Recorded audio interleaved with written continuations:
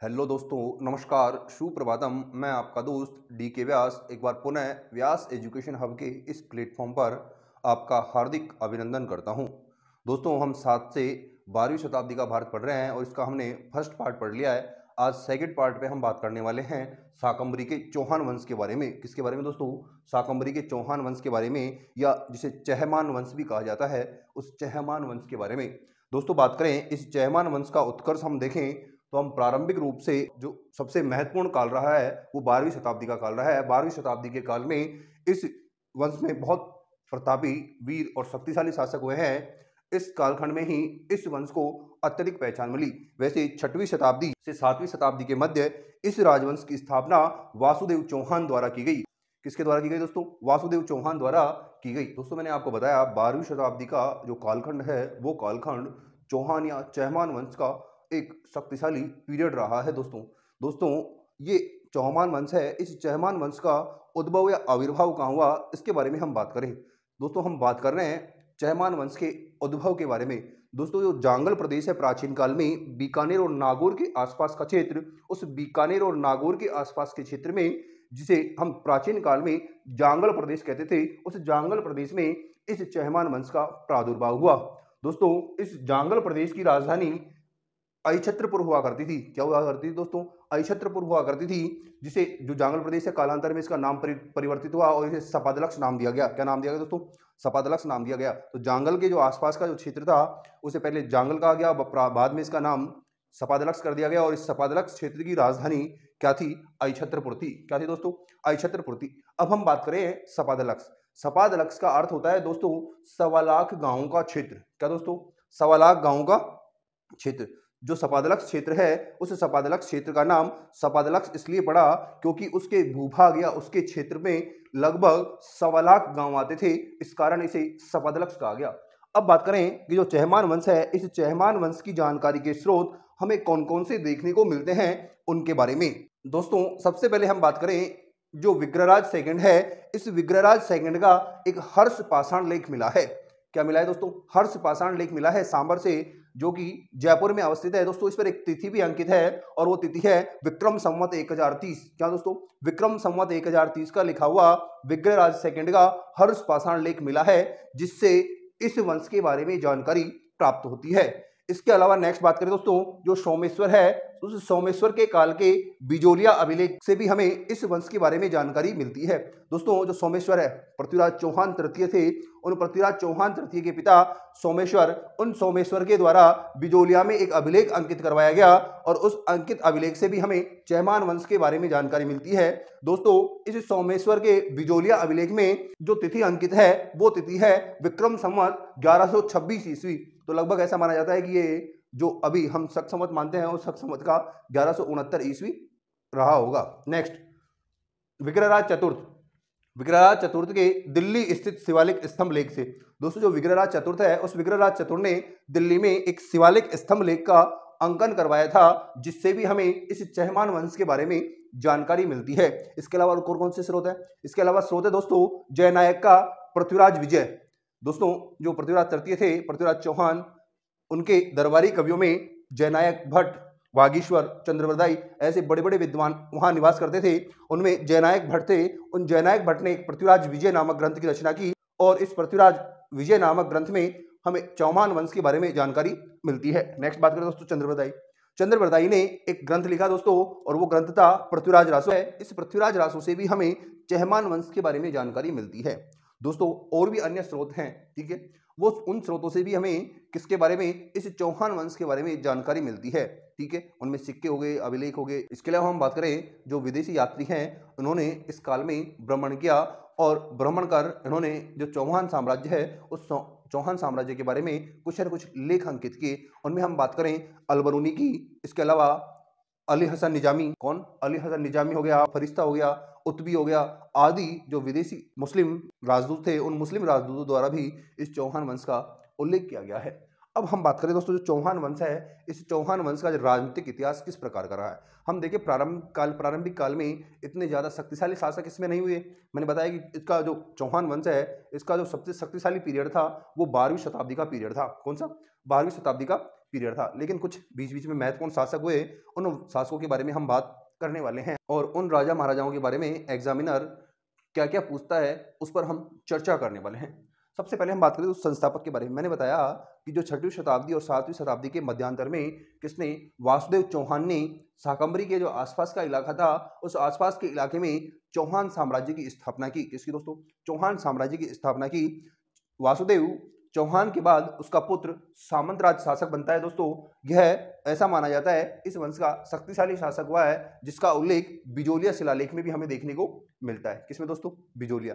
बिजोलिया के अलावा शाकंभरी शिलालेख में भी इसकी गौरव की गाथाएं अंकित हैं। किसकी दोस्तों? सामंतराज। किसका पुत्र था? वासुदेव चौहान का। सामंतराज के बाद में नरदेव या पूर्णतल शासक बनता है। कौन बनता है दोस्तों? नरदेव या पूर्णतल शासक बनता है। दोस्तों ये चौहान वंश का तीसरा शासक था और इसने नृप की उपाधि धारण की थी। किसकी दोस्तों? नृप की उपाधि धारण की थी। नेक्स्ट बात करें, इसके बाद नरदेव के बाद अजयराज आया। ठीक है, अजयराज को इतिहास में जयराज के नाम से भी संबोधित किया गया। अजयराज के बाद में विग्रहराज फर्स्ट, फिर चंद्रराज फर्स्ट, फिर गोपेंद्र राज और गोपेंद्र राज के बाद दुर्लभ राज। दोस्तों जो दुर्लभ राज है ये दुर्लभ राज प्रतिहार नरेशों का सामंत हुआ करता था और इसके काल में जो प्रतिहार शासक था वो प्रतिहार शासक था वत्सराज। तो किसका सामंत था ये? तो ये वत्सराज का सामंत था जो कि गुर्जर प्रतिहार शासक था। अब बात करें दोस्तों ऐसा कौन सा चौहान शासक है जिसने गुर्जर प्रतिहारों की तरफ से त्रिपक्षीय संघर्ष में भाग लिया? तो दोस्तों दुर्लभ राज। कौन दोस्तों? दुर्लभ राज। दुर्लभ राज ने प्रतिहार नरेश वत्सराज की तरफ से त्रिपक्षीय संघर्ष में गुर्जर प्रतिहारों की तरफ से भाग लिया था। किसने दोस्तों? दुर्लभ राज ने। तो क्वेश्चन आता है, एग्जामिनर क्वेश्चन पूछता है किस चौहान शासक द्वारा त्रिपक्षीय संघर्ष में भाग लिया गया? तो त्रिपक्षीय संघर्ष में भाग लिया था दुर्लभ राज ने। किसकी तरफ से भाग लिया दोस्तों? गुर्जर प्रतिहार शासक वत्सराज की तरफ से। नेक्स्ट है दोस्तों गुवक। गुवक यह भी दोस्तों एक शक्तिशाली शासक था और जो प्रतिहार अभिलेख हैं उन प्रतिहार अभिलेखों में उल्लेख मिलता है कि गुर्जर प्रतिहार शासक नागभट्ट सेकंड ने इसे किसकी उपाधि दी? वीर की उपाधि से नवाजित किया था। किससे दोस्तों? वीर की उपाधि से नवाजित किया था। इसके बाद दोस्तों हम पढ़ेंगे चंद्रराज सेकंड को, फिर गुवक सेकंड को पढ़ेंगे, फिर चंदनराज को पढ़ेंगे, फिर वाक्यपति को पढ़ेंगे, सिंहराज को पढ़ेंगे। ठीक है, इसके बाद के जो चौहान शासक हैं उनको हम पढ़ेंगे। एक बार दोस्तों आप इसको नोट कर लीजिए। दोस्तों अब हम नेक्स्ट शासकों के बारे में बात करें तो नेक्स्ट शासक था चंद्रराज सेकंड। कौन था दोस्तों? चंद्रराज सेकंड। और चंद्रराज सेकंड के बाद चौहान वंश का शासक बना गुवक सेकंड। दोस्तों जो गुवक सेकंड था इसने अपनी बहन, इनकी बहन का नाम था कलावती। दोस्तों इन अपनी बहन का विवाह जो गुर्जर प्रतिहार शासक, जो इसका समकालीन गुर्जर प्रतिहार शासक था भोज, उसके साथ इन्होंने उसकी शादी कर दी और शादी करने के बाद उसके साथ मैत्री संबंध स्थापित कर लिए। दोस्तों मैंने आपको बताया है कि गुर्जर प्रतिहार जो शासक थे उनके सामंत हुआ करते थे चौहान, और इनके सामंत अर्थात उनके अधीन ये क्या करते थे? उनके अधीन ही सामंती करते थे, उनके अधीन ही शासन का संचालन करते थे। नेक्स्ट दोस्तों गुवक सेकंड के बाद चंदनराज शासक बना। कौन दोस्तों? चंदनराज शासक बना। और चंदनराज ने जो इसका समकालीन तोमर शासक था रुद्र, और उस रुद्र की हत्या कर दी। दोस्तों जो रुद्र की रानी थी वो अत्यधिक शिव भक्तिनी थी, अर्थात शिव की बहुत अत्यधिक पूजा करती थी, शिव को बहुत अधिक मानती थी। और उनकी जो पत्नी है आत्मप्रभा, जिसको रुद्राणी भी कहा गया है, ये कहा जाता है कि उसने पुष्कर में लगभग 1000 शिवलिंगों की स्थापना करवाई। किसने दोस्तों? जो तोमर राजकुमार रुद्र था उसकी पत्नी आत्मप्रभा या रुद्राणी ने, किसने? रुद्राणी ने कितने? 1000 शिवलिंगों की स्थापना कहाँ करवाई दोस्तों? पुष्कर में। इसके बाद दोस्तों हम देखें चंद्रराज सेकंड के बाद शासक बनता है चंद्रनराज। कौन दोस्तों? चंद्रनराज। और चंद्रनराज के बाद में नेक्स्ट शासक बनता है वो था दोस्तों वाक्यपति। कौन दोस्तों? वाक्यपति।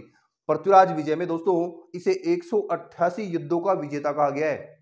तो एग्जामिनर क्वेश्चन पूछता है किस चौहान शासक को 188 युद्धों का विजेता कहा जाता है? तो वाक्यपति को क्या कहा जाता है? 188 युद्धों का विजेता कहा जाता है। दोस्तों जो पृथ्वीराज चौहान तृतीय थे उनके दरबारी कवि थे जयनायक, और जयनायक ने पृथ्वीराज विजय की रचना की, और उस पृथ्वीराज विजय में कहा गया है जो वाक्यपति है वो 188 युद्धों का विजेता था। नेक्स्ट बात करें दोस्तों, जो वाक्यपति है वो वाक्यपति प्रथम चौहान वंश का, क्या जो वाक्यपति है वो ऐसा प्रथम शासक था जिसने महाराज की उपाधि धारण की थी। किसका दोस्तों? चौहान वंश का।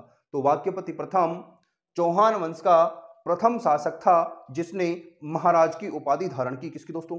महाराज की उपाधि धारण की। इसके बाद नेक्स्ट देखिए दोस्तों, जो बिजोलिया अभिलेख है उस बिजोलिया अभिलेख में वाक्यपति को विंध्यपति भी कहा गया है। क्या दोस्तों, जो बिजोलिया अभिलेख है उस बिजोलिया अभिलेख में वाक्यपति को विंध्यपति भी कहा गया है। क्या कहा गया है? विंध्यपति भी कहा गया है। दोस्तों वाक्यपति के बाद में शासक बनता है सिंहराज।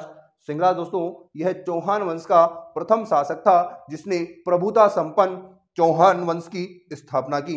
प्रभुता संपन्न चौहान वंश से तात्पर्य दोस्तों कि इसके पास खुद की अपनी संप्रभुता है।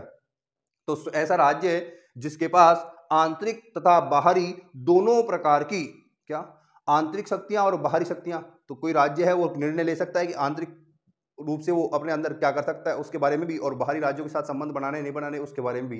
तो ऐसा राज्य जो आंतरिक और बाहरी दोनों रूप से क्या हो, स्वतंत्र हो, उसे क्या कहते हैं? प्रभुता संपन्न राज्य कहते हैं। तो दोस्तों जो चौहान वंश है, ये चौहान वंश प्रभुता संपन्न राज्य किस चौहान वंश के काल में स्थापित हुआ? तो प्रभुता संपन्न चौहान साम्राज्य की स्थापना किसने की? सिंहराज ने। तो ऐसा कौन सा चौहान शासक था जिसने प्रभुता संपन्न चौहान साम्राज्य की स्थापना की? तो वो था दोस्तों सिंहराज। सिंहराज के बाद दोस्तों नेक्स्ट चौहान शासकों के बारे में बात करें, वो है विग्रहराज सेकंड। दोस्तों इनका ज्यादा इतिहास हमें उपलब्ध नहीं है और ज्यादा इतने इंपॉर्टेंट ये शासक भी नहीं हुए और इनके बारे में एग्जामिनर ने अभी तक कुछ पूछा भी नहीं है। दोस्तों विग्रहराज सेकंड के बाद में दुर्लभराज सेकंड बना, फिर गोविंदराज सेकंड बना, फिर दुर्लभराज थर्ड बना, फिर दुर्लभराज के बाद विग्रहराज तृतीय बना और फिर पृथ्वीराज प्रथम बना। कौन बना? पृथ्वीराज प्रथम। पृथ्वीराज प्रथम के बाद में दोस्तों शासक बनता है अजयराज। दोस्तों अजयराज ने चौहान वंश की जो मुख्य वर्तमान हम देखें केंद्र था या कालांतर में जो मुख्य केंद्र बना अजमेर, उस अजमेर नगर की स्थापना की। किसने दोस्तों? अजयराज ने। अजयराज ने उस अजमेर को स्थापित कर उसको अपनी राजधानी के रूप में बनाया। तो अजमेर को राजधानी के रूप में किसने स्थापित किया? अजयराज ने। तो अजमेर नगर की स्थापना किसने की? वो भी अजयराज ने। दोस्तों अजयराज ने अजमेर में एक अजमेरू दुर्ग का भी निर्माण करवाया। तो अजमेरू दुर्ग का निर्माण किसने करवाया? अजयराज ने। तो दोस्तों इसमें से क्वेश्चन पूछता है अजमेरू दुर्ग का निर्माण किसने किया? अजयराज ने। अजमेर को अपनी राजधानी के रूप में किसने स्थापित किया? तो भी अजयराज ने। इसके बाद दोस्तों अजयराज के बाद देखें अर्णोराज शासक बनता है। दोस्तों अर्णोराज ने अजमेर में आना सागर झील का निर्माण करवाया। किसका दोस्तों? आना सागर झील का निर्माण करवाया।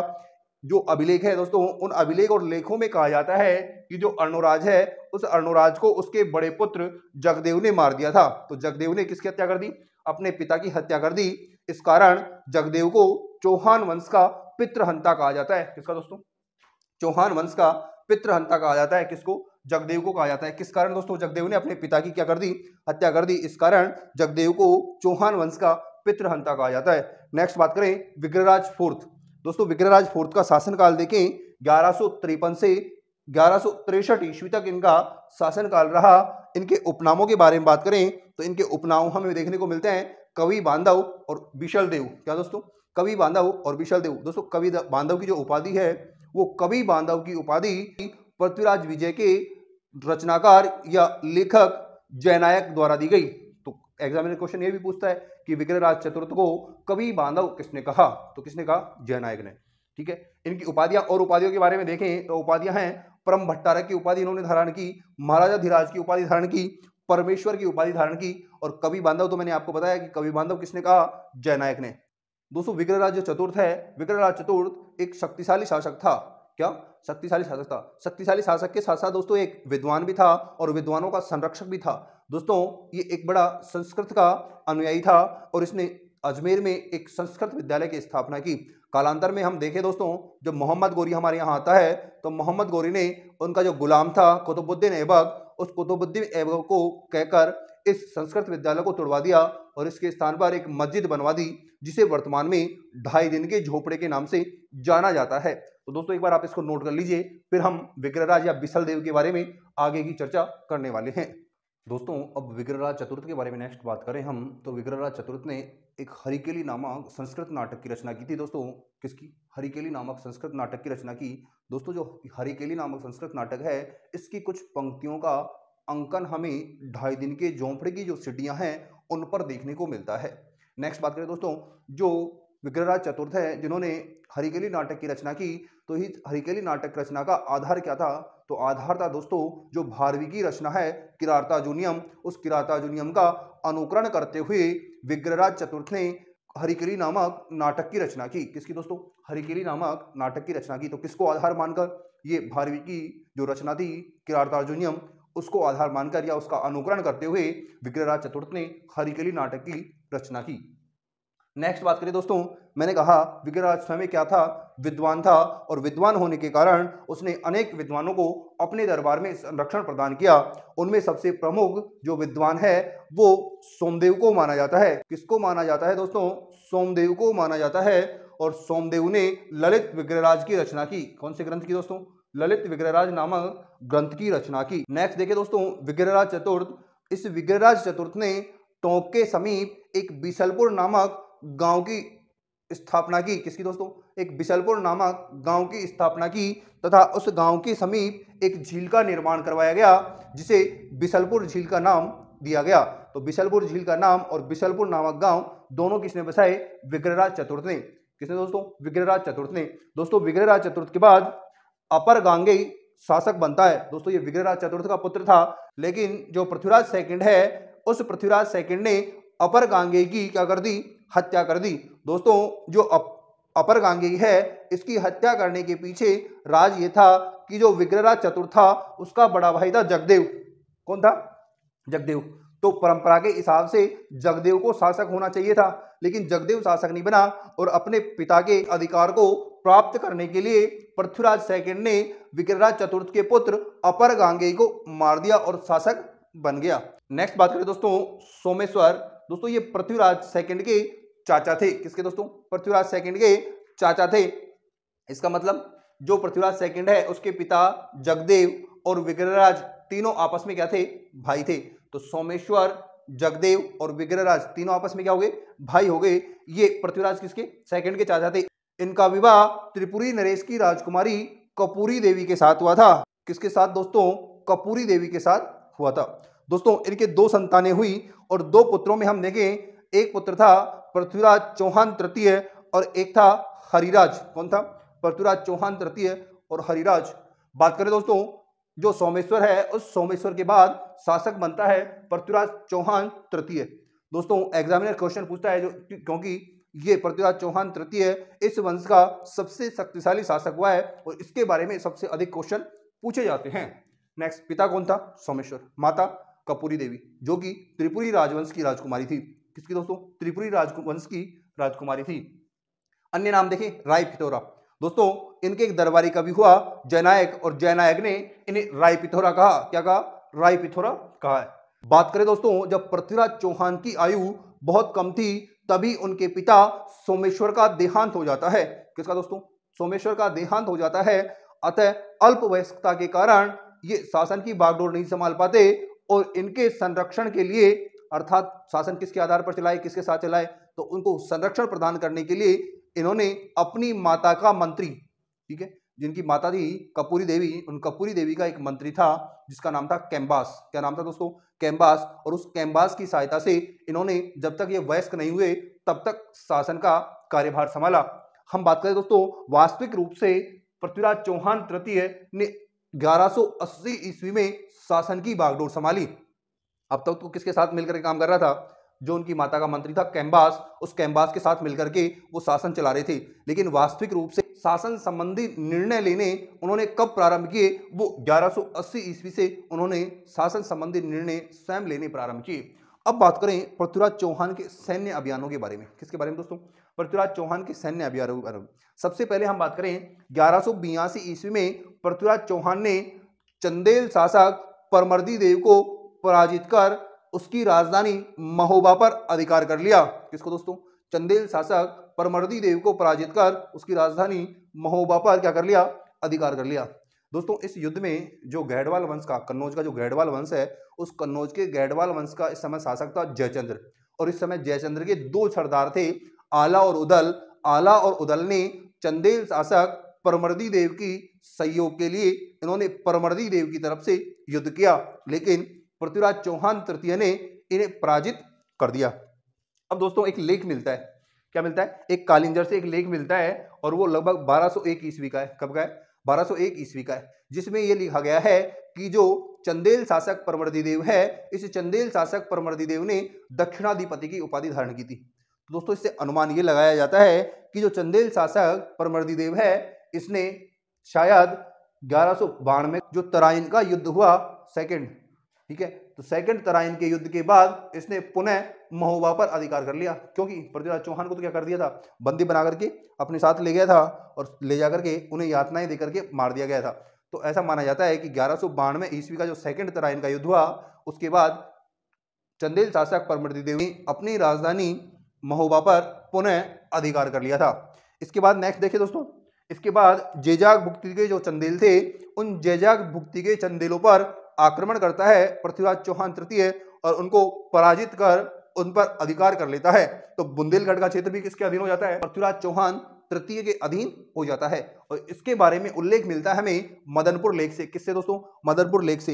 वो 1182 ईस्वी का एक लेख है मदनपुर लेख, और उसमें उल्लेख किया गया है कि पृथ्वीराज चौहान तृतीय ने जेजाग भुक्ति अर्थात बुंदेलखंड के जो चंदेल थे, उन बुंदेलखंड के चंदेलों को भी पराजित किया। इसके बाद नेक्स्ट बात करें दोस्तों कि जो पृथ्वीराज चौहान तृतीय है, इस पृथ्वीराज चौहान तृतीय ने गुजरात का जो चालुक्य शासक था, कौन दोस्तों, गुजरात का जो चालुक्य शासक था भीम, उस भीम को पराजित कर उसे मार डाला। किसको दोस्तों, भीम को। और इस बात का उल्लेख मिलता है हमें किसके, पृथ्वीराज चौहान के जो दरबारी कवि थे चंद्रवरदाई, उन चंद्रवरदाई की रचना है पृथ्वीराज रासो। उस पृथ्वीराज रासो से हमें इस घटना के बारे में जानकारी मिलती है कि पृथ्वीराज चौहान तृतीय ने गुजरात के चालुक्य शासक भीम को पराजित कर गुजरात पर अपना अधिकार कर लिया। अब क्यों मारा था दोस्तों, मारा इसलिए था कि जो भीम तृतीय है, इस भीम तृतीय ने क्या, इस भीम तृतीय ने अपने चाचा के जो 7 पुत्र थे, उनके चाचा के 7 पुत्र क्या थे, पृथ्वीराज चौहान के दरबार में रहते थे, और दरबार में रहने के कारण इनको मार दिया गया चौहानों द्वारा, सातों के सातों को। तो इनके प्रतिशोध का बदला लेने के लिए भीम ने इन पर आक्रमण किया। किस पर, चौहानों पर आक्रमण किया, और चौहानों पर आक्रमण कर पृथ्वीराज चौहान तृतीय के पिता सोमेश्वर को मार डाला। किसने, चालुक्य शासक भीम ने।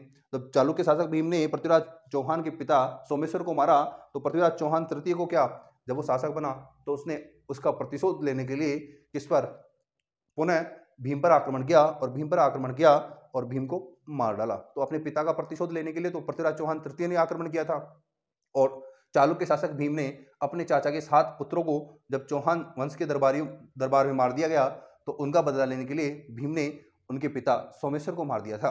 तो इस प्रकार का हम देखें जो पृथ्वीराज रासो है उसमें एक वर्णन हमें देखने को मिलता है। इसके बाद नेक्स्ट हम बात करें दोस्तों कि जो पृथ्वीराज रासो है, इस पृथ्वीराज रासो में एक घटना अंकित है। कौन सी घटना अंकित है दोस्तों, मैंने कहा कि जो कन्नौज का गहड़वाल वंश है, वह कन्नौज का गहड़वाल वंश चंदेलों का समर्थन करता है, ना कि पृथ्वीराज तृतीय का। जबकि पृथ्वीराज तृतीय इस काल का सबसे शक्तिशाली शासक हुआ। तो कारण क्या था, कारण ये था दोस्तों, जो चंदेल शासक जयचंद्र था, इसकी पुत्री थी संयोगिता। कौन दोस्तों, जयचंद्र, उसकी पुत्री थी संयोगिता। उस संयोगिता के साथ पृथ्वीराज चौहान का अफेयर चल रहा था, दोनों में आपस में क्या था, प्रेम था। इस प्रेम को देख करके जो जयचंद्र है, उस जयचंद्र ने पृथ्वीराज चौहान तृतीय से घृणा करनी प्रारंभ कर दी, और इसका प्रतिशोध लेने के लिए उसने एक क्या किया, एक स्वयंवर का आयोजन करवाया, और उस स्वयंवर में पृथ्वीराज चौहान तृतीय को नीचा दिखाने के लिए उन्हें आमंत्रित नहीं किया कि उसको बुला करके क्या करेंगे, उसका तो मुझे अपमान करना है और मैं मेरी पुत्री का विवाह किसी अन्य के साथ कर दूंगा। लेकिन जब वो स्वयंवर का आयोजन कर रहा था, तभी पृथ्वीराज चौहान तृतीय अपना वेश बदलकर बड़े दरबार में आता है और संयोगिता को अपहरण कर उठाकर ले जाता है। किसको, संयोगिता को। तो क्या है, तो जयचंद्र और पृथ्वीराज चौहान तृतीय के बीच में आपस में क्या हो जाते हैं, बहुत भयंकर विरोधाभास हो जाता है। ठीक है, आपस में मतभेद हो जाते हैं। तो मतभेद की स्थिति में क्या होता है, ऐसे पृथ्वीराज चौहान की जो दरबारी कवि है चंद्रवरदाई, और चंद्रवरदाई अपनी पुस्तक पृथ्वीराज रासो में उल्लेख करता है, क्या करता है, पृथ्वीराज रासो में उल्लेख करता है और कहता है कि मोहम्मद गोरी को इनवाइट दिया था, किसने, जयचंद्र ने। अपने प्रतिशोध का बदला लेने के लिए जयचंद्र ने मोहम्मद गोरी को इनवाइट किया भारत में, और मोहम्मद गोरी भारत में आया, उसने कहा कि मैं आपको सहयोग दूंगा। वो बात अलग है कि जयचंद्र ने बाद में क्या किया, तटस्थता अपनाई। ठीक है, ना तो पृथ्वीराज चौहान तृतीय का साथ दिया और ना ही मोहम्मद गोरी का साथ दिया। ठीक है, तो जयचंद्र के इन्विटेशन पे मोहम्मद गोरी भारत आया और उसने तराइन में पृथ्वीराज चौहान के साथ तराइन का प्रथम युद्ध लड़ा 1191 ईस्वी में। तो तराइन का प्रथम युद्ध हुआ, करनाल में पड़ता है तराइन, तो करनाल में जो तराइन क्षेत्र है, उस तराइन क्षेत्र पर प्रथम युद्ध हुआ, जिसमें पृथ्वीराज चौहान ने मोहम्मद गोरी को बुरी तरह पराजित किया। कैसे दोस्तों, बुरी तरह पराजित किया। लेकिन दोस्तों इस इतिहासकार कहते हैं कि इस युद्ध में पृथ्वीराज चौहान तृतीय की सबसे बड़ी गलती एक ही थी।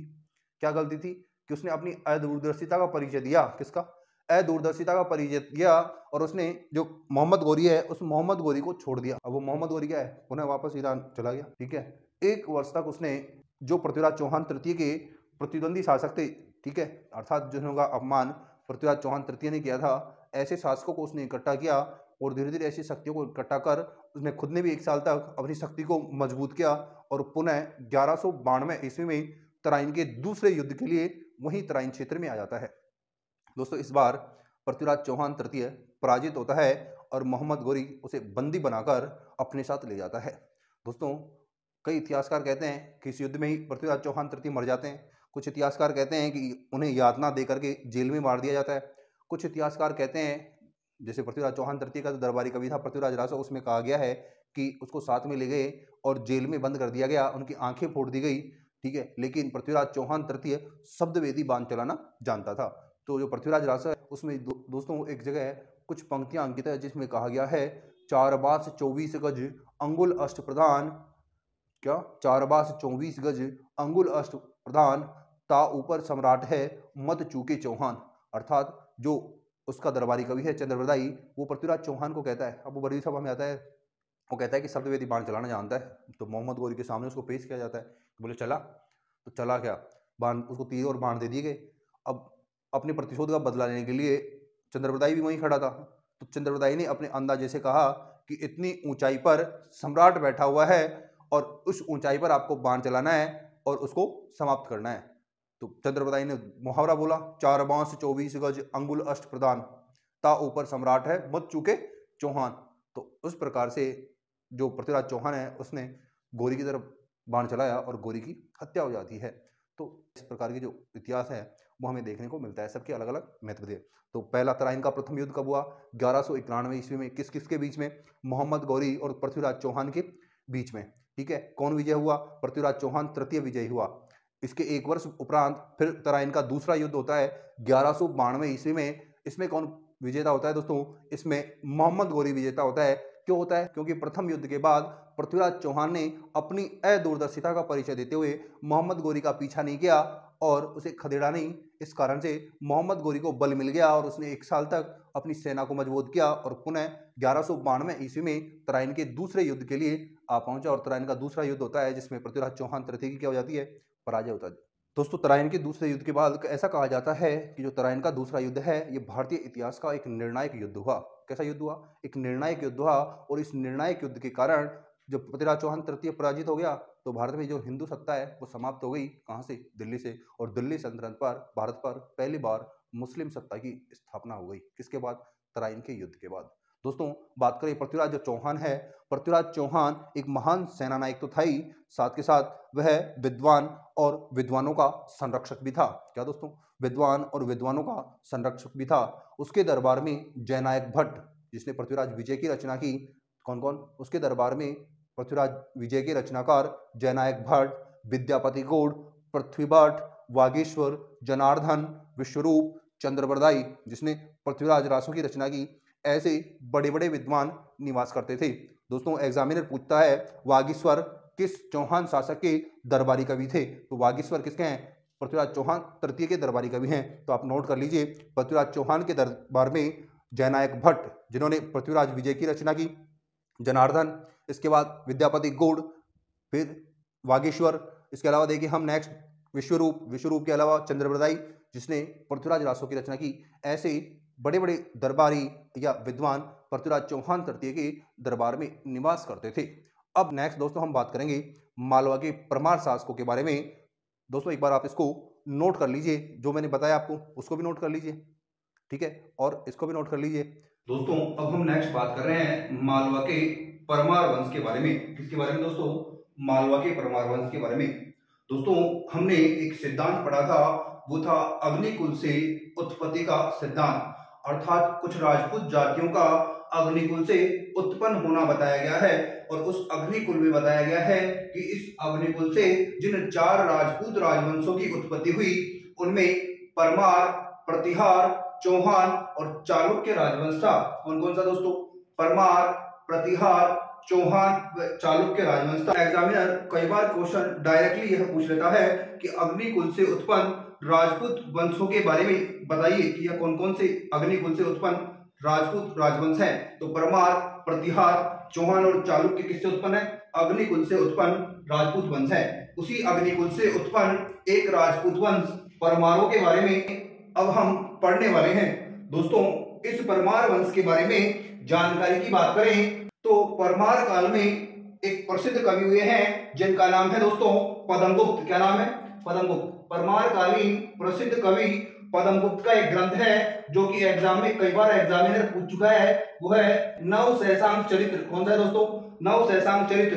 तो एग्जामिनर क्वेश्चन पूछता है नव सहसांक चरित्र ग्रंथ की रचना किसने की? तो किसने की दोस्तों? पद्मगुप्त ने नव सहसांक चरित्र की रचना की। बात करें दोस्तों, जो पद्मगुप्त है ये परमार कालीन जो शासक थे वाक्यपति मुंज और सिंधुराज उनके दरबारी कवि थे। किनके दोस्तों? वाक्यपति मुंज और सिंधुराज के दरबारी कवि थे। तो परमार कालीन जो प्रशासन व्यवस्था है या परमार कालीन इतिहास के बारे में जानकारी हमें पद्मगुप्त के नव सहसांक चरित्र से मिलती है, जो कि वाक्यपति मुंज व सिंधुराज के दरबारी कवि थे। नेक्स्ट बात करें दोस्तों हलायुध। दोस्तों हलायुध ने अपने ग्रंथ पिंगल सूत्रवृत्ति में परमारों को ब्राह्मण कुल से उत्पन्न बताया। अर्थात ये बात चल रही है किसकी? परमार वंश की जो उत्पत्ति है उससे संबंधित मत के बारे में। तो हलायुध ने अपने ग्रंथ पिंगल सूत्रवृत्ति में परमारों की उत्पत्ति से संबंधित मत को स्पष्ट करते हुए कहता है कि जो परमार है वो ब्राह्मण कुल से उत्पन्न है। किससे दोस्तों? ब्राह्मण कुल से उत्पन्न है। किससे? ब्राह्मण। तो ब्रह्मक्षत्र जो कुल है उसके बारे में कहा गया कि ब्रह्मक्षत्र कुल से उत्पन्न है। नेक्स्ट बात करें दोस्तों, जो परमार वंश है इसके बारे में जानकारी हमें और किससे मिलती है?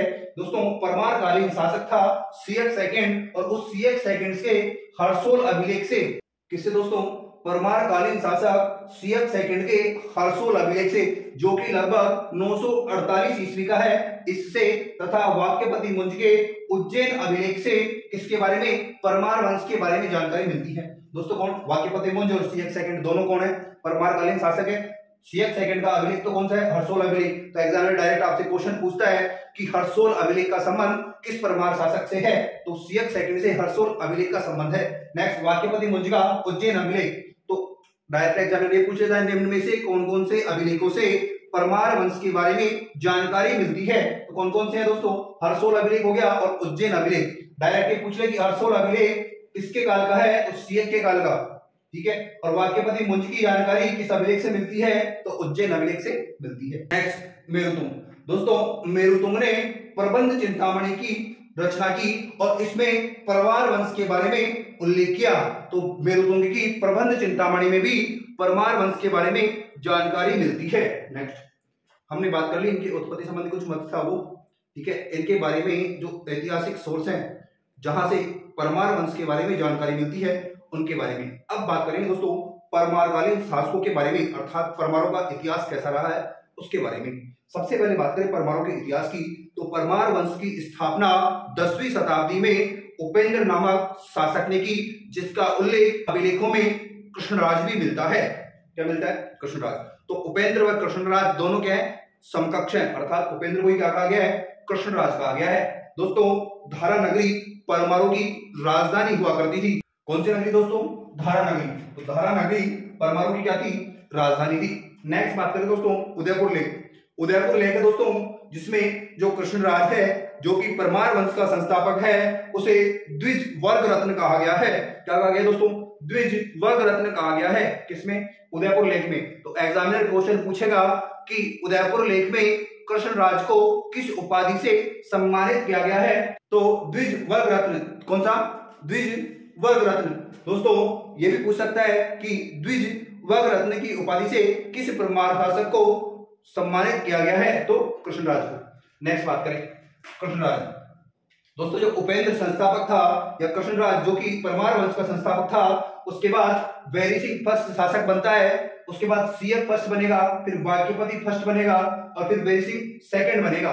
दोस्तों इनके बारे में इतिहास में इतने साक्ष्य और स्रोत हमें उपलब्ध नहीं है और इतने ज्यादा इंपोर्टेंट शासक ये हुए भी नहीं परमार वंश के, इसलिए इनका इतिहास क्या है? बहुत सीमित है और ये एग्जाम की दृष्टि से इतने इंपॉर्टेंट भी नहीं है। बात करें वैरी सिंह। दोस्तों मैंने बात की Krishnaraj, Vairi Singh, Siyak first, Vakpati first, Vairi Singh second, ये सब क्या है, ये सब उस समय गुर्जर प्रतिहार कालीन शासक थे। इन गुर्जर प्रतिहार शासकों के सामंत हुआ करते थे कौन, परमार नरेश। तो परमार नरेश कहां तक, वैरी सिंह सेकंड तक जितने भी शासक हुए हैं वो सब शासक किसके, गुर्जर प्रतिहारों के सामंत थे। बात करें वैरी सिंह सेकंड के बाद इसका पुत्र सियक सेकंड शासक बनता है। कौन बनता है, सियक सेकंड शासक बनता है। और वैरी सिंह के तुरंत बाद जैसे ही सियक शासक बनता है, सियक सेकंड, तो क्या होता है कि परमारों को उसने प्रतिहारों से स्वतंत्रता दिला देता है और स्वतंत्र परमार वंश की स्थापना करता है। तो सर्वप्रथम स्वतंत्र परमार साम्राज्य की स्थापना किस शासक द्वारा की गई, तो वो था दोस्तों सियक सेकंड। कौन दोस्तों, सियक सेकंड। तो किस प्रतिहार शासक ने स्वतंत्र प्रतिहार साम्राज्य की स्थापना की, सियक सेकंड ने। सियक सेकंड के बारे में बात करें दोस्तों, 945 से लेकर 972 ईस्वी तक सियक का शासन काल रहा। कब से कब तक दोस्तों, 945 से 972 तक। दोस्तों मैंने अभी बताया कि ये वैरी सिंह सेकंड का पुत्र था। पद्मगुप्त का जो नव सहस्रांक चरित्र है, कौन सा दोस्तों, पद्मगुप्त का जो नव सहस्रांक चरित्र है, इसमें इस सियक सेकंड को हूण मंडल की विजय का श्रेय दिया गया है। किसका, हूण मंडल की विजय का श्रेय। क्या होता है तात्पर्य दोस्तों इससे तात्पर्य यह है जो सियक सेकंड है, इस सियक सेकंड ने जो हूण राजकुमार थे, उन हूण राजकुमारों की सभी जितने भी हूण राजकुमार हुए इस काल में, उन सभी हूण राजकुमारों की क्या कर दी, हत्या कर दी। और हत्या करने के बाद उनकी पत्नियों को क्या बना दिया, विधवा बना दिया। इसलिए जो पद्मगुप्त का नव सहस्रांक चरित्र है उसमें जो सियक सेकंड है उसको हूण मंडल की विजय का श्रेय दिया गया है। किसका, हूण मंडल की विजय का श्रेय दिया गया है। दोस्तों हूणों पर विजय प्राप्त करने के उपलक्ष्य में दिया गया है और इसमें इसका उल्लेख किया गया है कि जितने भी हूण राजकुमार थे इस समय, ठीक है, उन सब हूण राजकुमारों की हत्या कर दी सियक सेकंड ने और उनकी पत्नी थी, उनकी पत्नियों को क्या बना दिया, विधवा बना दिया था। दोस्तों एक बार आप इसको नोट कर लीजिए, फिर आगे का जो इतिहास है परमाणु का उसके बारे में हम पढ़ने वाले हैं। दोस्तों हम सियक सेकंड के बारे में चर्चा कर रहे थे जो कि वैरी सिंह सेकंड का पुत्र था। दोस्तों सियक सेकंड को चंदेल शासक यशोवर्मा द्वारा पराजित किया गया। किसको, सियक सेकंड को, जो कि परमार वंश का एक शक्तिशाली शासक था। इसको चंदेल शासक यशोवर्मा ने क्या कर दिया, पराजित कर दिया। और इसका उल्लेख खजुराहो लेख में हमें देखने को मिलता है। तो खजुराहो लेख यह उल्लेख करता है कि सियक सेकंड को चंदेल शासक यशोवर्मन ने पराजित किया। नेक्स्ट देखिए दोस्तों, सियक सेकंड की सबसे बड़ी उपलब्धि क्या है, मैंने बताया कि जो परमार है पहले राजपूत और गुर्जर प्रतिहारों के सामंत थे, लेकिन स्वतंत्र परमार वंश की स्थापना सियक सेकंड द्वारा की गई। तो इसके काल की सबसे बड़ी उपलब्धि यही है कि इसने परमारों को राजपूत व प्रतिहारों से क्या करवा दिया, मुक्त करवा दिया था, स्वतंत्र करवाया था। तो आपसे पूछा जाए इतिहास में परमार शासक सियक सेकंड की सबसे बड़ी उपलब्धि क्या है, तो सबसे बड़ी उपलब्धि है दोस्तों कि जो परमार वंश है उस परमार वंश को किससे, राजपूत और गुर्जर प्रतिहारों से मुक्त कराना है, स्वतंत्र कराना, इसकी सबसे बड़ी उपलब्धि है। नेक्स्ट दोस्तों इसके बाद शासक बनता है दोस्तों वाक्यपति मुंज। कौन दोस्तों, वाक्यपति मुंज। दोस्तों सियक सेकंड की कोई पुत्र नहीं था और इसके जो दत्तक पुत्र था उस दत्तक पुत्र को इसका उत्तराधिकारी बनाया गया। इसका मूल नाम देखें दोस्तों वाक्यपति का, तो इसका वाक्यपति का मूल नाम था मुंज। क्या था दोस्तों, मुंज, ठीक है। और वाक्यपति की इसने उपाधि धारण की थी, इसलिए इसे वाक्यपति मुंज कहा गया। क्या कहा गया दोस्तों, वाक्यपति मुंज कहा गया। हम देखें इतिहास और अभिलेखों में वाक्यपति मुंज का एक अन्य नाम भी देखने को मिलता है और वो नाम है दोस्तों उत्पलराज। क्या नाम है दोस्तों, उत्पलराज अन्य नाम हमें देखने को मिलता है। बात करें दोस्तों जो वाक्यपति मुंज है ये एक उच्च कोटि का विद्वान था। विद्वानों की तरफ श्रृंखला लगेगी, ठीक है दोस्तों, क्या लगेगी, श्रृंखला लगेगी। जैसे वाक्यपति मुंज है, इसके बाद सिंधुराज आएगा, सिंधुराज के बाद भोज आएगा, जो कि परमार वंश का सबसे महान विद्वान और कवि शासक हुआ है, ठीक है। बहुत शक्तिशाली पराक्रमी था, महत्वाकांक्षी शासक था दोस्तों, ठीक है। तो हम बात करेंगे प्रेजेंट में वाक्यपति मुंज के बारे में। तो वाक्यपति जो मुंज है इसको इतिहास और अभिलेखों में उत्पलराज के नाम से भी जाना जाता है। हम बात करें दोस्तों वाक्यपति मुंज के बारे में, तो वाक्यपति मुंज क्या था, हम बात करें दोस्तों वाक्यपति मुंज के बारे में, तो वाक्यपति मुंज क्या था, एक उच्च कोटि का विद्वान था जो कि विद्या और कला का संरक्षक था। जो विद्या और कला जिसको आती थी ऐसे लोगों को वो अपने दरबार में संरक्षण प्रदान करता था। उन लोगों में हम देखें पद्मगुप्त, नव सहस्रांक चरित्र के जो रचयिता है पद्मगुप्त, धनंजय, धनिक, हलायुध, अमित गति जैसे विद्वान वाक्यपति मुंज के दरबारी कवि हुआ करते थे। किसके दोस्तों, वाक्यपति मुंज के दरबारी हुआ करते। तो एग्जाम में पूछ लेता है हलायुध निम्न में से किस शासक का दरबारी था, तो हलायुध किसका था, वाक्यपति मुंज का। जब आपको पूछ ले नव सहस्रांक चरित्र के रचयिता पद्मगुप्त किस शासक के दरबारी कवि थे, तो किस शासक के दरबारी कवि थे, वाक्यपति मुंज के दरबारी कवि थे। दोस्तों वाक्यपति मुंज ने कुछ उपाधियां ली जिनमें श्री वल्लभ, पृथ्वी वल्लभ और अमोघ वर्ष। दोस्तों कभी कभार एग्जाम में क्या कर देता है, उपाधियां भी देता है और उनको पूछता है कि निम्न में से श्री वल्लभ की उपाधि किस शासक द्वारा ग्रहण की गई। तो श्री वल्लभ, पृथ्वी वल्लभ और अमोद वर्ष की उपाधि धारण की वाक्यपति मुंज ने। दोस्तों वाक्यपति मुंज के बाद शासक बनता है सिंधुराज। कौन बनता है दोस्तों? सिंधुराज। सिंधुराज दोस्तों वाक्यपति मुंज के कोई संतान नहीं थी और संतान नहीं होने के कारण जो वाक्यपति मुंज है उसने अपने भाई सिंधुराज को उत्तराधिकारी नियुक्त किया। किसको दोस्तों? उत्तराधिकारी नियुक्त किया। और जैसे ही वाक्यपति मुंज की मृत्यु होती है, उसकी मृत्यु के बाद उसका भाई सिंधुराज शासक बनता है। कौन शासक बन रहा है दोस्तों? सिंधुराज। दोस्तों सिंधुराज ने कुछ उपाधियां धारण की जिसमें कुमार नारायण और सहसांक देखने को मिलती है। कौन कौन सी दोस्तों? कुमार नारायण और सहसांक देखने को मिलती है। दोस्तों सिंधुराज का जो समकालीन कल्याणी का प्रतापी शासक था वो था सत्याश्रय। कौन था दोस्तों? सत्याश्रय। तो सिंधुराज का समकालीन कल्याणी का शासक कौन था? सत्याश्रय था। कौन था दोस्तों? सत्याश्रय था। अब नेक्स्ट बात करें, जो गुजरात का जो शासक है मूलराज प्रथम, इस समय सिंधुराज का जो समकालीन शासक था गुजरात का चालुक्य शासक मूलराज प्रथम, उस मूलराज प्रथम का एक पुत्र था चामुंडाराज। उस चामुंडाराज ने सिंधुराज को, जो कि परमार शासक है, उस सिंधुराज को पराजित कर दिया था। किसको? सिंधुराज को। किसने पराजित किया दोस्तों? मूलराज प्रथम के पुत्र चामुंडाराज ने। नेक्स्ट बात करें भोज के बारे में। दोस्तों भोज का इतिहास परमार वंश के लिए सबसे महत्वपूर्ण माना जाता है और भोज परमार वंश का सबसे प्रगतिशील, उन्नतशील, शक्तिशाली और एक विद्वान शासक हुआ है। दोस्तों भोज का शासनकाल देखिए 1010 ईस्वी से 1060 ईस्वी तक भोज ने शासन किया। ठीक है, और भोज किसका पुत्र था दोस्तों? सिंधुराज का पुत्र था। दोस्तों नेक्स्ट बात करें भोज के विजय अभियानों के बारे में। सबसे पहले दोस्तों जो भोज है, उस भोज ने कल्याणी का जो चालुक्य शासक था सत्याश्रय, उस सत्याश्रय को पराजित किया। लेकिन दोस्तों सत्याश्रय एक बहुत शक्तिशाली शासक था, प्रतापी शासक था कल्याणी के चालुक्यों का। दोस्तों सत्याश्रय को पराजित करने के लिए भोज ने कलचुरी के शासक गांगेय विक्रमादित्य तथा चोल शासक राजेंद्र प्रथम की सहायता ली थी।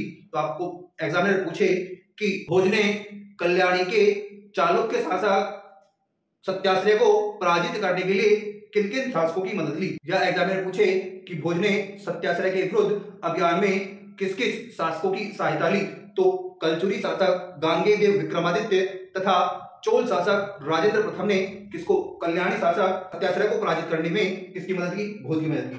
ठीक है दोस्तों। नेक्स्ट दोस्तों एक लेख मिलता है कैलविन लेख। कैलविन लेख में ये कहा गया है कि भोज ने कर्नाट, लाट और कोंकण प्रदेश पर भी अपना अधिकार स्थापित कर लिया था। अर्थात उसने कर्नाट को जीत लिया, लाट को जीत लिया और कोंकण प्रदेश को भी जीत लिया। इसके बारे में कहा गया है किसमें? केलवन लेख में। किसमें कहा गया दोस्तों? केलवन लेख। दोस्तों ये केलवन लेख है, ये भोज का जो सामंत था यशो वर्मा, उस यशो वर्मा द्वारा उत्कीर्ण करवाया गया है। कौन सा लेख? केलविन लेख। तो केलविन लेख का उत्कीर्णकर्ता कौन है या रचयिता कौन है? वो है दोस्तों भोज का सामंत यशो वर्मा। कौन दोस्तों? भोज का सामंत यशो वर्मा। एग्जामिनर पूछे कि भोज की विजय कर्नाट पर, लाट पर, कोंकण प्रदेश पर किस अभिलेख से हमें मिलती है, तो वो है केलविन लेख। नेक्स्ट बात करें भोज। दोस्तों भोज ने उड़ीसा के शासक इंद्ररथ को भी पराजित किया। किसको? उड़ीसा में इस समय शासक था इंद्ररथ का, और इंद्ररथ को किसने पराजित कर दिया? भोज ने पराजित कर दिया। और इस युद्ध में भोज ने चोल शासक राजेंद्र प्रथम की सहायता ली और राजेंद्र प्रथम की सहायता से उड़ीसा के शासक इंद्ररथ को पराजित कर दिया और उड़ीसा पर अपना अधिकार कर लिया। नेक्स्ट बात करें दोस्तों भोज का समकालीन चंदेल शासक कौन था? विद्याधर था। कौन था दोस्तों? विद्याधर। विद्याधर चंदेल शासक था जो कि भोज की तरह ही महत्वाकांक्षी और बहुत पराक्रमी था। कैसा दोस्तों? बहुत महत्वाकांक्षी और पराक्रमी था। महत्वाकांक्षी का मतलब क्या होता है? अपने साम्राज्य का विस्तार ज्यादा से ज्यादा करने की इच्छा, अपनी लालसा अपने मन में लिए रहो, अपने मन में ले हो, ऐसे शासक को कहते हैं महत्वाकांक्षी शासक, अर्थात जिसने अपने साम्राज्य का विस्तार बहुत दूर दूर तक कर लिया हो। तो ऐसे ही जो विद्याधर है ये भी भोज का था, भोज भी था। भोज ने अपने साम्राज्य का विस्तार दूर दूर तक कर लिया था और वो भी एक महत्वाकांक्षी शासक था। तो भोज से भी ज्यादा महत्वाकांक्षी शासक इस समय में देखें तो जो चंदेल शासक था विद्याधर, वो हमें देखने को मिलता है, जो कि भोज का क्या था? समकालीन शासक था। दोस्तों एक बार आप इसको नोट कर लीजिए, फिर आगे के जो परमार वंश का इतिहास है उसके बारे में हम पढ़ने वाले हैं। दोस्तों हम पढ़ रहे हैं जो मालवा के परमार है उनके बारे में, और मालवा के परमारों में हम जो प्रतापी शासक परमार भोज के बारे में अध्ययन कर रहे हैं। तो परमार भोज के विजय अभियानों के बारे में हमने पढ़ा। अब उसके बाद हम पढ़ने वाले हैं कि परमार भोज की जो पराजय हुई और उसके पराजय के बाद किस प्रकार परमार सत्ता का अंत हुआ उसके बारे में। दोस्तों चालुक्य शासक सोमेश्वर फर्स्ट ने सर्वप्रथम भोज पर आक्रमण किया और भोज पर आक्रमण कर उसने भोज की राजधानी धारा को बुरी तरह लूटा। क्या? बुरी तरह लूटा। और बुरी तरह लूटने के बाद में उसने धारा नगरी में आग लगा दी। किसने दोस्तों?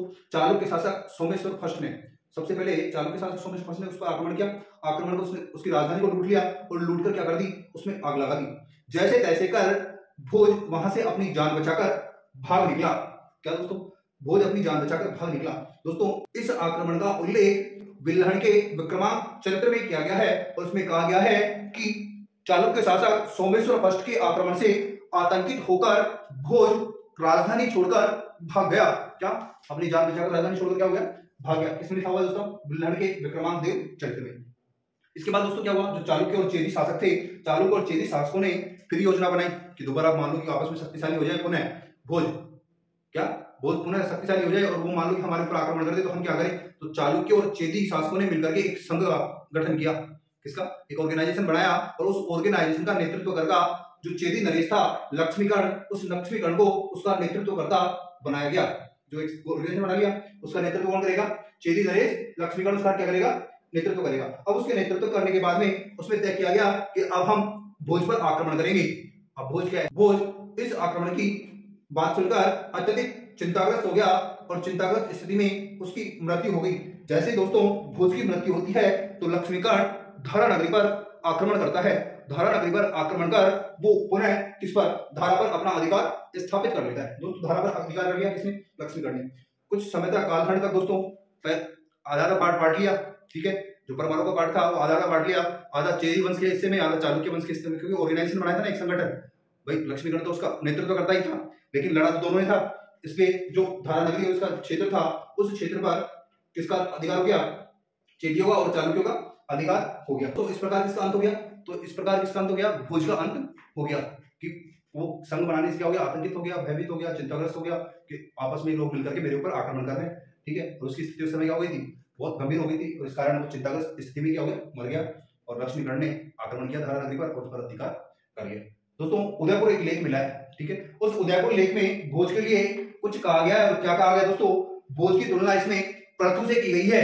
किससे, पृथु से की गई है। पृथु जिसने संपूर्ण पृथ्वी पर क्या किया, अधिकार किया, उससे भोज की तुलना की गई है। और इसमें कहा गया है भोज ने कैलाश से मलय पर्वत तक, ऊपर में कैलाश से लेकर मलय पर्वत तक, उदयाचल से अस्ताचल तक, जहां सूर्य उदय होता है वहां से लेकर और जहां अस्त होता है वहां तक के पूरे क्षेत्र पर अधिकार किया। किसने, भोज ने।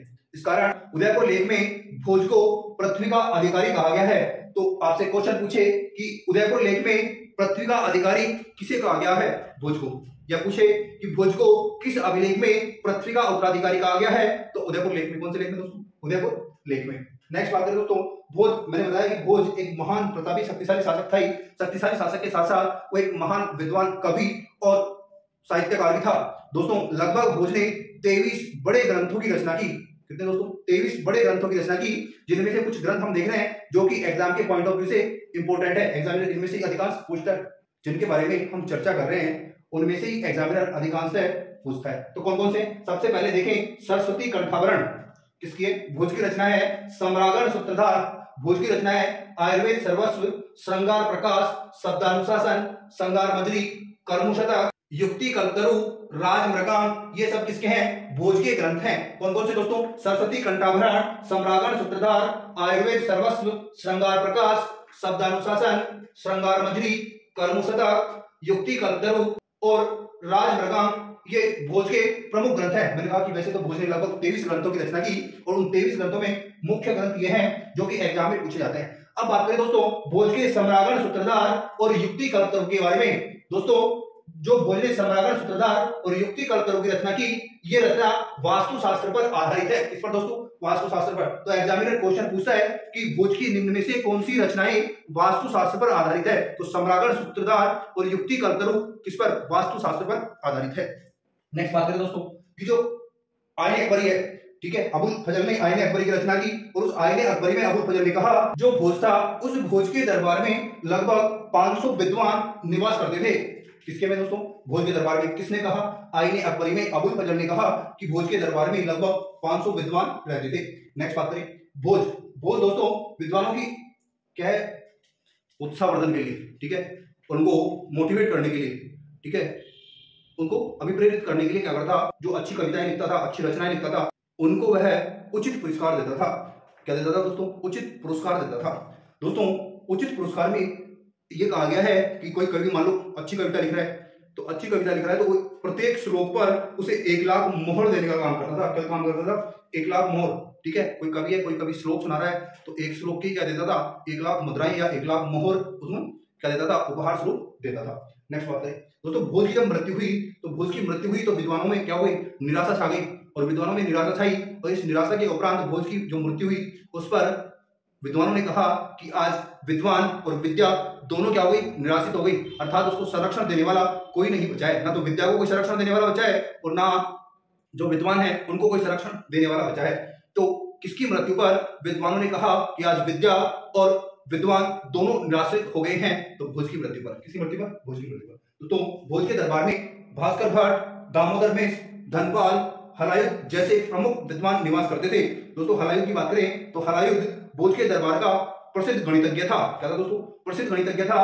और हलायुध ने मृत संजीवनी नामक ग्रंथ की रचना की थी। किसकी दोस्तों? मृत संजीवनी नामक ग्रंथ की रचना किसने की? तो हलायुध ने। एग्जाम में पूछता है प्रसिद्ध गणितज्ञ हलायुध किसके दरबारी हुए हैं? तो किसके दरबारी हुए? भोज के। नेक्स्ट बात करें दोस्तों, जो परमार वंश है, ठीक है, अब परमार वंश में भोज की मृत्यु के बाद अनेक शासक हुए। ठीक है, तो भोज की मृत्यु हुई और उसकी मृत्यु के बाद उसका पुत्र जयसिंह शासक बनता है। क्या बनता है? जयसिंह शासक बनता है। और उसने क्या की? पहले स्थानीय शासक थे और जो कल्याणी का शासक था सोमेश्वर पष्ट, उसकी सहायता ली और सहायता लेने के बाद उसने धारा नगरी पर क्या कर लिया? अपना अधिकार कर लिया। लेकिन क्या हुआ दोस्तों कि जो कलजुरी का शासक था कर्ण और जो चालुक्य के शासक थे भीमप्रष्ट, दोनों ने मिलकर वापस धारा नगरी पर क्या कर दिया? आक्रमण कर दिया और जो उसका पुत्र था जयसिंह भोज का उसको मार दिया। तो जयसिंह की हत्या हुई। इसके बाद देखिए हम उदयादित्य शासक बना, लक्ष्मणदेव शासक बना, नरदेव शासक बना, यशोवर्मा शासक हुआ। दोस्तों जो नरवर्मा शासक हुआ उस नरवर्मा ने नारायण की उपाधि धारण की।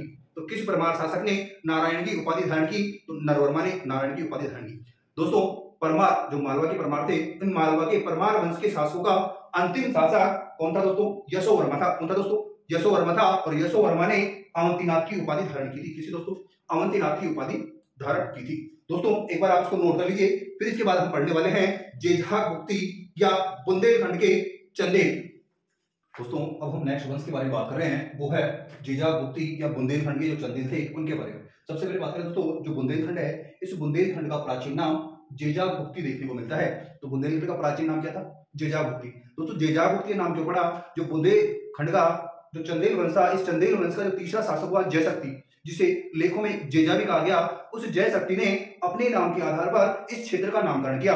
तो जेजागुप्ती नाम कैसे पड़ा? जो चंदेल वंश का तीसरा शासक था जयशक्ति, जिसे इतिहास में जेजा भी कहा गया, उस जेजा ने अपने नाम के आधार पर इस क्षेत्र का नामकरण किया।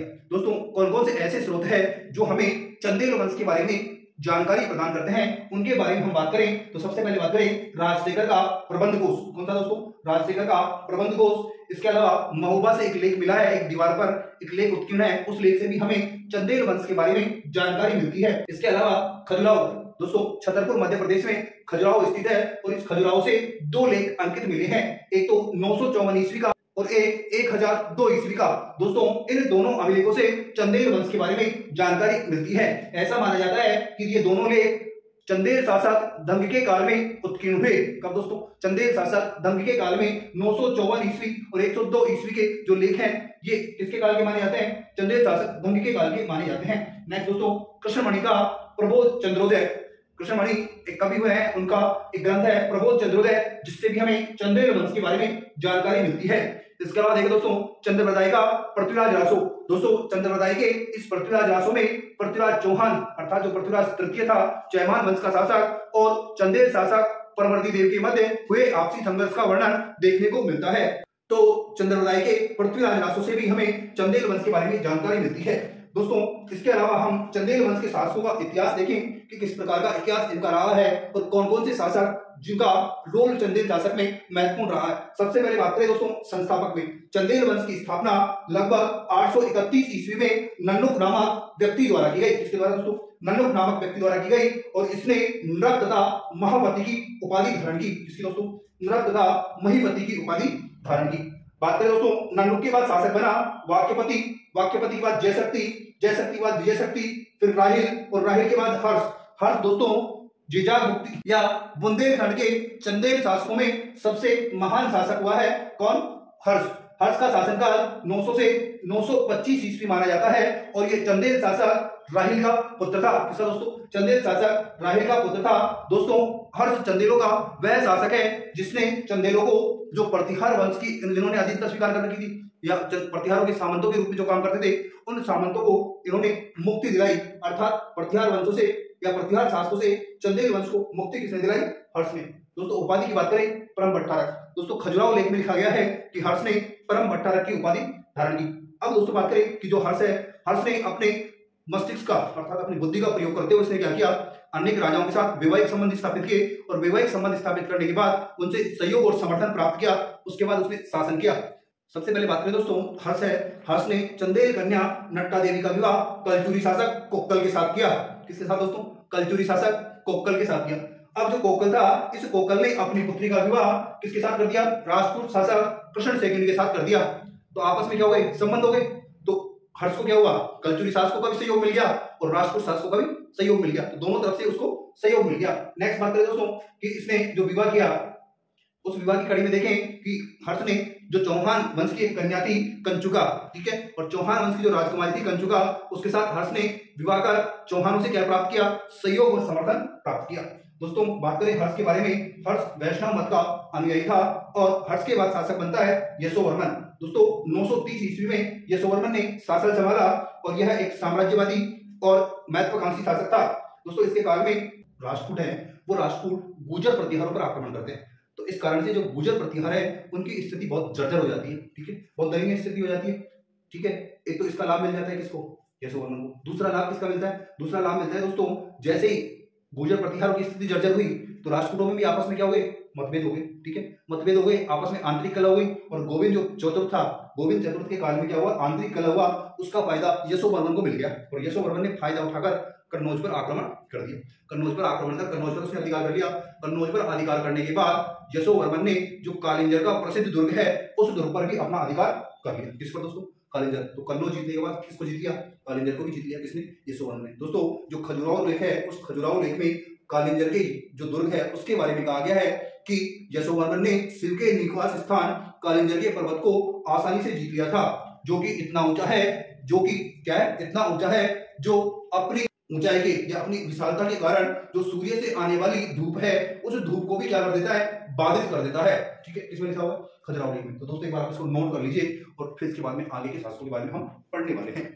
दोस्तों हम यशोवर्मा के बारे में बात कर रहे हैं, जो कि चंदेल वंश का शासक है। उसके बारे में नेक्स्ट खजुराहो जो लेख है, उस खजुराहो लेख में यह भी लिखा हुआ है कि जो यशोवर्मन है वो उस यशोवर्मन ने जो कालिंद और जहनु की जो पुत्रियां थी यमुना और गंगा, उस यमुना और गंगा को अपना कीड़ा क्षेत्र बना लिया था।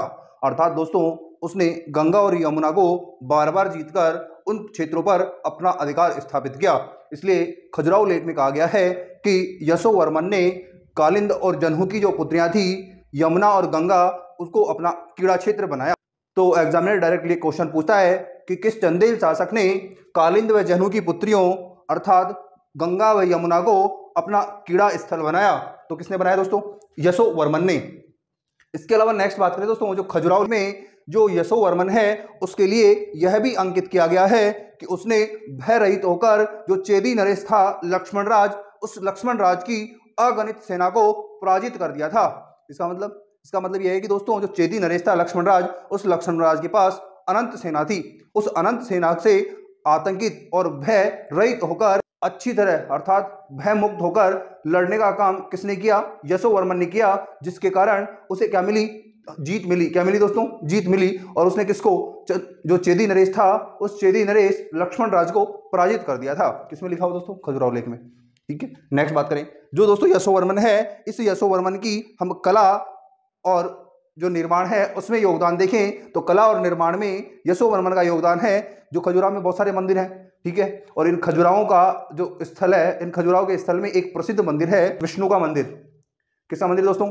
विष्णु का मंदिर। और इस विष्णु के मंदिर का निर्माण किसने करवाया? यशोवर्मन ने। तो आपसे पूछा जाए कि खजुराहो के प्रसिद्ध विष्णु मंदिर का निर्माण किस शासक ने करवाया? तो यशोवर्मन ने करवाया। किसने दोस्तों? यशोवर्मन ने करवाया। दोस्तों यशोवर्मन ने इस मंदिर का निर्माण करवाकर इसमें बैकुंठ की मूर्ति को स्थापित किया। किसी मूर्ति दोस्तों? बैकुंठ की मूर्ति को स्थापित किया। दोस्तों ये बैकुंठ की मूर्ति किसको? यशोवर्मन को, जो प्रतिहार शासक था देवपाल, उस देवपाल से प्राप्त हुई थी। किससे दोस्तों? तो आपसे पूछा जाए बैकुंठ की मूर्ति को चंदेल शासक यशोवर्मन ने किससे प्राप्त किया? तो प्रतिहार शासक देवपाल से प्राप्त किया। नेक्स्ट शासक के बारे में बात करें दोस्तों, धंग का शासनकाल 950 से 1102 ईस्वी था। बात करें धंग के माता पिता के बारे में, धंग के पिता का नाम यशोवर्मन तथा माता का नाम पुष्पा देवी थी। क्या था दोस्तों? पुष्पा देवी। तो यशोवर्मन के माता पिता का नाम यशोवर्मन और पुष्पा देवी। बात करें दोस्तों धंग है, इस धंग के शासनकाल में चंदेलों को वास्तविक स्वतंत्रता मिली। इस कारण जो धंग है, इस धंग को चंदेलों की वास्तविक स्वतंत्रता का जन्मदाता कहा जाता है। तो एग्जामिनर क्वेश्चन पूछता है किस शासक को चंदेलों की वास्तविक स्वतंत्रता का जन्मदाता कहा जाता है? तो किसे कहा जाता है दोस्तों? धंग को कहा जाता है। नेक्स्ट बात करें दोस्तों, जो धंग है ये वैदिक तथा ब्राह्मण धर्म का अनुयायी था और बहुत बड़ा शिव का उपासक था। किसका दोस्तों? शिव का उपासक था। ये वैष्णव धर्म को ज्यादा मानता था, ज्यादा महत्व देता था, वेदों को बहुत अत्यधिक मानता था। इसके साथ ये शिव का बहुत बड़ा भक्त था। इस कारण धंग ने जो खजुराहो में स्थित प्रसिद्ध कंदरिया महादेव का मंदिर, बहुत सारे एग्जामों में कई बार सैकड़ों बार पूछा जा चुका है प्रश्न कि किस शासक ने खजुराहो के प्रसिद्ध कंदरिया महादेव मंदिर का निर्माण करवाया? तो किसने करवाया दोस्तों? ये धंग के शासनकाल में हुआ। किसी काल में दोस्तों? धंग के शासनकाल में हुआ। बात करें जो ये कंदरिया महादेव का मंदिर है, इस कंदरिया महादेव के मंदिर में धंग ने किसका? मरकट मणि से निर्मित 2 लिंगों को स्थापित करवाया। किसको स्थापित करवाया दोस्तों? मरकट मणि से निर्मित 2 लिंगों को स्थापित करवाया। इस मंदिर का आकार हम देखिए दोस्तों तो 109 × 60 × 116 मीटर है। किसका? मंदिर का आकार। नेक्स्ट बात करें दोस्तों, मैंने बताया कि किसका? वैदिक धर्म को ज्यादा मान्यता देता था, ठीक है, ब्राह्मण धर्म का अनुयायी था, शिव का उपासक था। इस कारण से धंग ने क्या किया? ब्राह्मणों को बहुत अत्यधिक मात्रा में क्या दिया? दान दिया। दान के साथ साथ इसने जो ब्राह्मण वर्ग के लोग थे, उन ब्राह्मण वर्ग के बुद्धिमान लोगों को अपने शासनकाल में उच्च पदों पर भी आसीन किया। किस पर? उच्च पदों पर आसन किया। हमें कुछ एग्जाम्पल ऐसे देखने को मिलते हैं दोस्तों। इसके शासनकाल में जो इसका प्रधानमंत्री था वो प्रभास था। कौन था? प्रभास। प्रभास के बारे में दोस्तों ऐसा कहा जाता है कि जो ये प्रभास है ये अंगिरस ऋषि तथा जो न्याय दर्शन के प्रवर्तक है गौतम, उनके वंशज माना जाता है। किसका? जो अंगिरस ऋषि और न्याय दर्शन के प्रवर्तक गौतम का वंशज माना जाता है। तो अंगिरस का वंशज कौन है? गौतम। और गौतम का वंशज किसको माना जाता है? किसको माना जाता है दोस्तों? प्रभास को माना जाता है, जो कि किसका?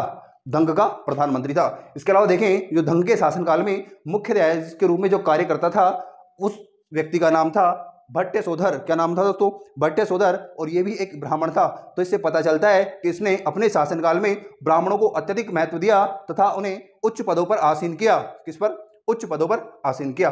नेक्स्ट शासक है दोस्तों गंड। दोस्तों धंग के बाद शासक बनता है गंड, और गंड का शासनकाल 1002 से 1019 ईस्वी तक है।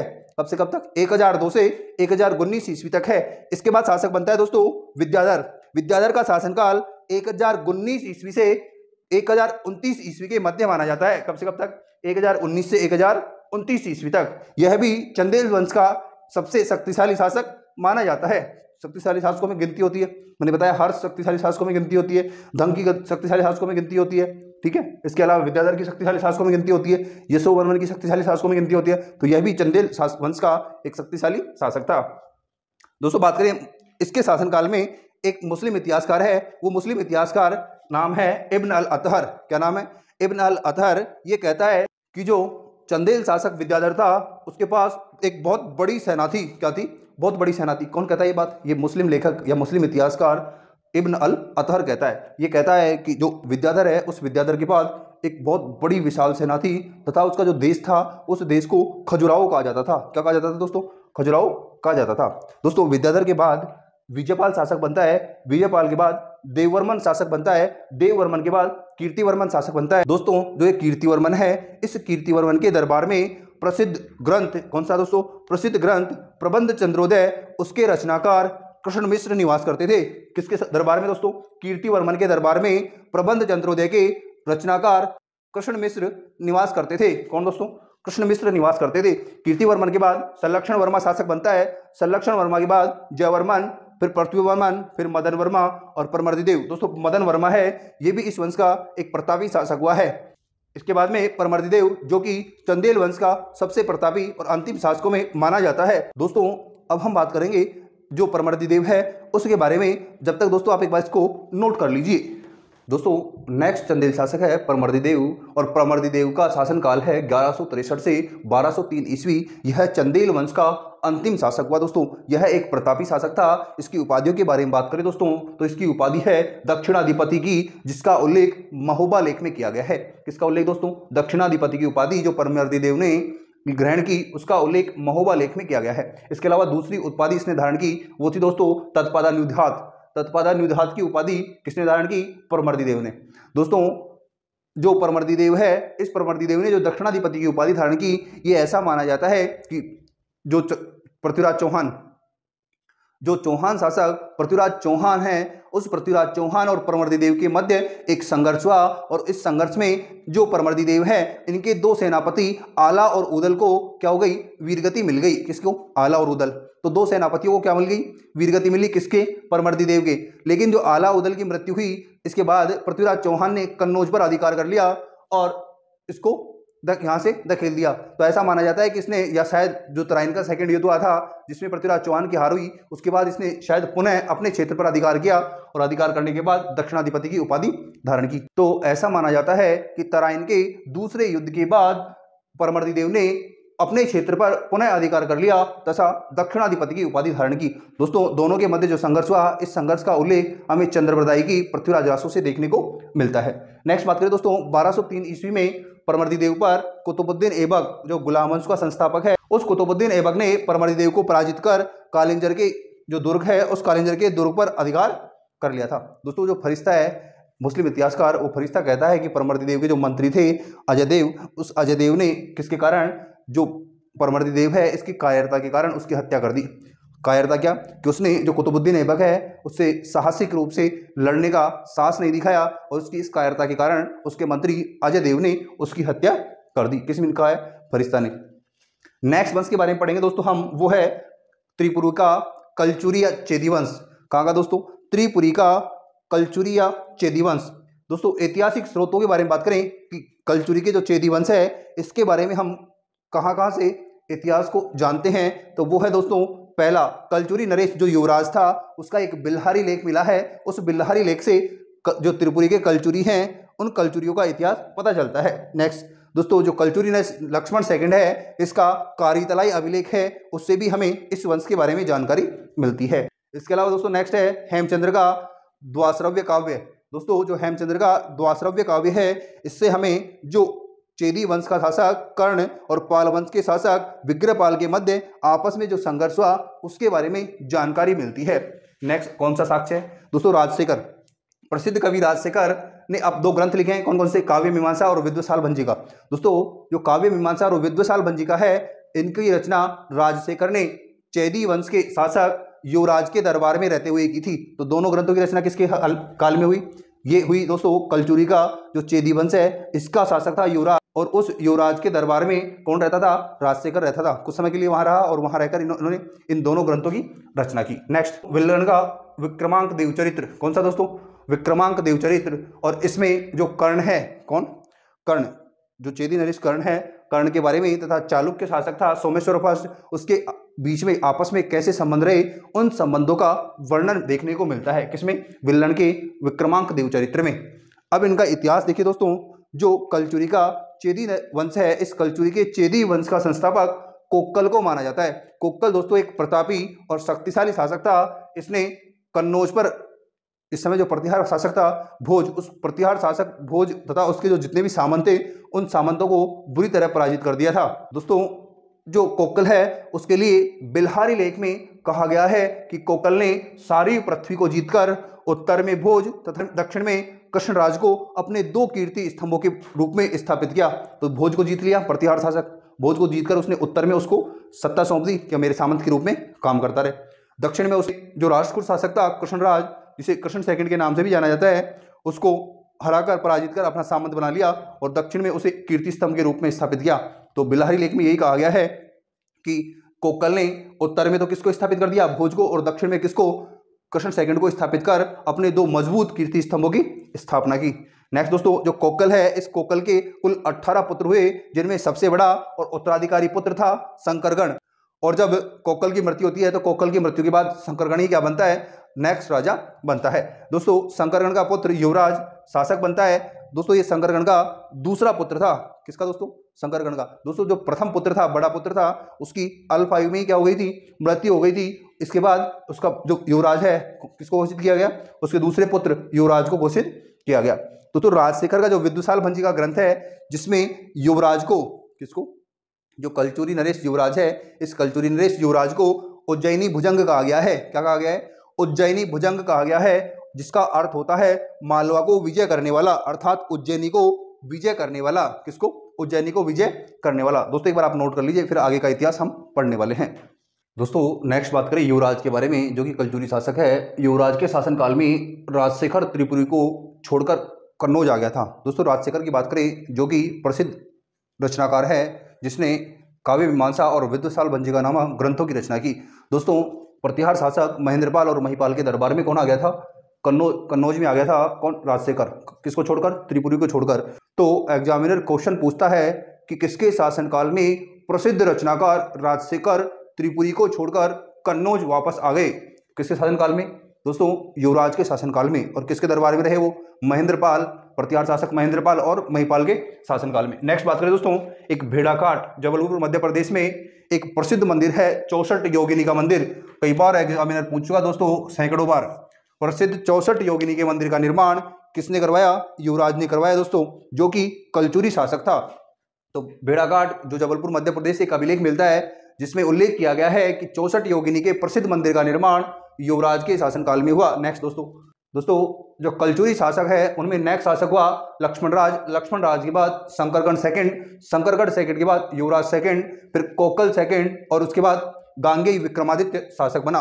दोस्तों ये कोकल सेकंड का पुत्र था और गांगेय देव कलचुरी वंश का प्रथम और अंतिम शासक माना जाता है जिसने सिक्के चलवाए। किसने दोस्तों? तो आपसे एग्जामिनर पूछे कि कलचुरी वंश का वह एकमात्र शासक, क्या कलचुरी वंश का वह एकमात्र शासक जिसने सिक्के चलवाए, तो कौन था दोस्तों? वो गांगेय देव। कौन था? गांगेय देव। तो गांगेय देव एकमात्र ऐसा कलचुरी नरेश है जिसने सिक्के चलवाए। दोस्तों जो इसके सिक्के हैं वो लक्ष्मी शैली के हैं। किसके दोस्तों? लक्ष्मी शैली की। लक्ष्मी शैली से तात्पर्य दोस्तों इनके सिक्कों पर लक्ष्मी का अंकन हमें दिखाई पड़ता है। किसकी प्रतिमा? लक्ष्मी की।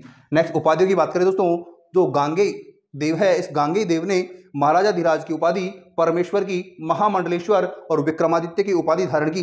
दोस्तों जो विक्रमादित्य की उपाधि धारण की है इसका उल्लेख हमें खेरा लेख से प्राप्त होता है। किससे?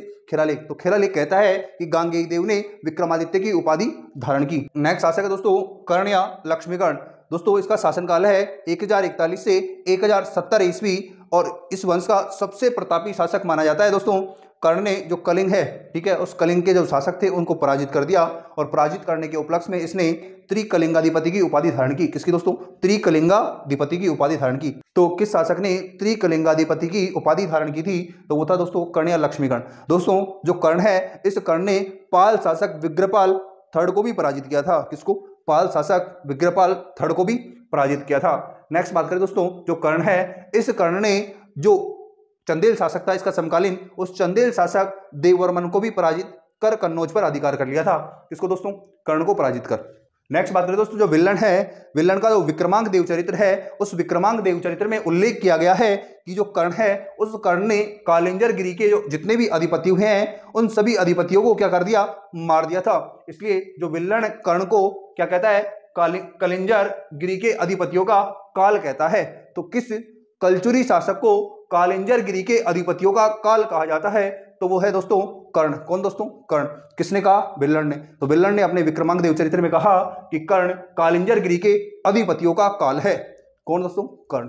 नेक्स्ट बात करें, कर्ण के बाद यशकर्ण शासक बनता है, फिर गयाकर्ण शासक बनता है, फिर नरसिंह शासक बनता है, फिर जयसिंह शासक बनता है और जयसिंह के बाद विजय सिंह शासक बनता है। दोस्तों विजय सिंह कलचुरी वंश का अंतिम शासक था जिसे चंदेल वंश के शासक त्रिलोक्य वर्मन ने पराजित कर त्रिपुरी पर अपना अधिकार कर लिया था। तो आपसे पूछा जाए कलचुरी के चेदी वंश का अंतिम शासक कौन था? तो दोस्तों विजय सिंह। किसने पराजित किया? तो चंदेल वंश के शासक त्रिलोक्य वर्मन ने इसे पराजित कर त्रिपुरी पर अपना अधिकार कर लिया था। दोस्तों जो कलचुरी के शासक हैं वे कलचुरी के शासक शिव के उपासक थे। किसके उपासक थे दोस्तों? शिव के उपासक थे। दोस्तों आज हमने ये वंश पढ़ लिए हैं, इसके बाद हम गुजरात के चालुक्य को पढ़ेंगे, कल्याणी के चालुक्य पढ़ेंगे, वातापी के चालुक्य पढ़ेंगे, ठीक है। इस प्रकार कश्मीर का इतिहास पढ़ेंगे और जो मुस्लिम आक्रांता है उनको पढ़ेंगे। जब तक के लिए दोस्तों नमस्कार। मैं एक बार दोस्तों पुनः आपसे रिक्वेस्ट करूंगा कि व्यास एजुकेशन हब के इस प्लेटफॉर्म को ज़्यादा से ज़्यादा लाइक, शेयर और सब्सक्राइब करें।